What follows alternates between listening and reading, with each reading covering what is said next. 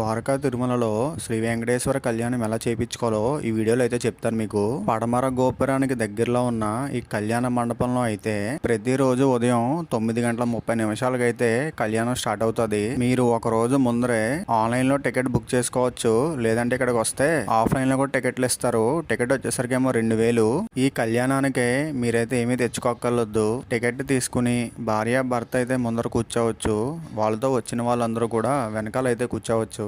కళ్యాణం అయితే 12:30 వరకు జరుగుతుంది. మగవాళ్ళు అయితే తప్పనిసరిగా పట్టు పంచ అయితే కట్టుకోవాలి. కళ్యాణం అయితే కన్నుల విందుగా ఉంటది, చాలా అద్భుతంగా ఉంటది. కళ్యాణం చేయించుకున్న జంటలకైతే మగవాళ్ళకైతే పట్టు పంచ, ఆడవాళ్ళకైతే చీర దేవస్థానం వారు అయితే ఇస్తారు. వాటితో పాటుగా 400 గ్రాముల పెద్ద లడ్డు, ఒక చక్కెర పొంగలి, ఒక పులిహార ప్యాకెట్, ఒక రాగి బిళ్ళ కూడా ఇస్తారు.